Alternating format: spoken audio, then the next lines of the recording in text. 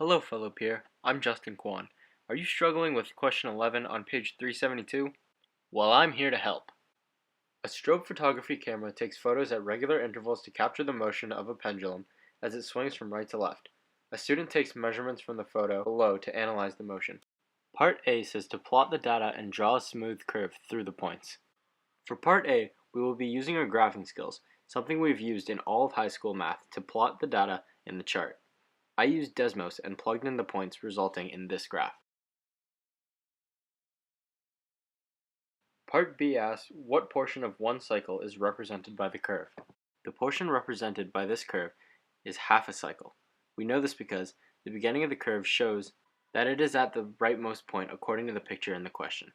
At 0.5 seconds, we can see that the pendulum is halfway through a swing, and at 1 second, the pendulum is at its leftmost point. Part C says to select the endpoints and determine the average rate of change in horizontal distance on this interval of time. For Part C, we will be drawing knowledge from Unit 3, Rational Functions, and Unit 4, Trigonometric Functions. To find AROC, we first need to see that the curve resembles a cosine function. We use these in Unit 4. To find the exact equation, we have to look at the graph. The base cos function goes as followed: a cos b x minus h plus k. A represents the amplitude of the function, which is half the distance between the max and min of the curve. As we can see, the a value for our function is 7.2. B represents 360 over the period. Since our graph only gives us half the cycle at 1 second, it means that the period is 2, giving us a b value of 180. We can determine that there is no k value because the difference from 0 to max and 0 to min is the same, and that there is no h value because at 0 it starts at max, both the same as a cosine-based function. This means the equation we finish with is f of x equals 7.2 cos 180x. In Unit 3, we learned how to calculate AROC using functions. The equation for this is f of x2 minus f of x1 over x2 minus x1. Since the question is asking for the AROC of the endpoints, we will be using 0 as x1 and 1 as x2. All that's left to do is plug x1 and x2 into the equation to get an AROC of negative 14.4.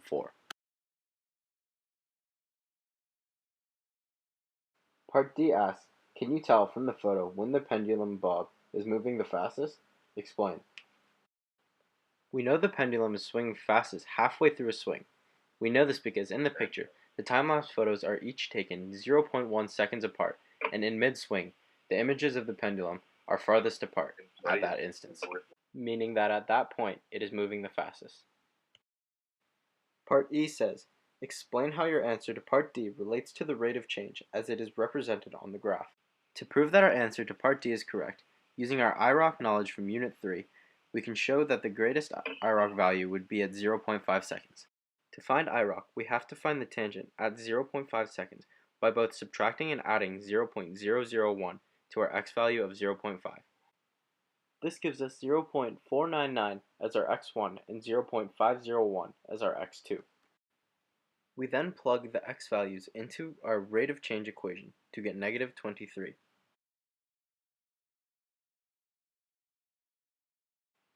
We have to do the same with points next to 0.5 to make sure that it does in fact have the greatest IROC value. Using the same method we did earlier, we will find IROC for 0.4 seconds.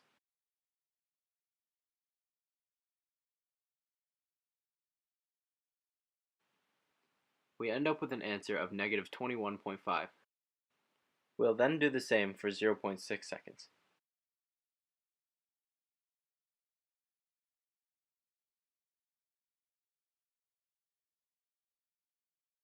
This also gets us an answer of negative 21.5.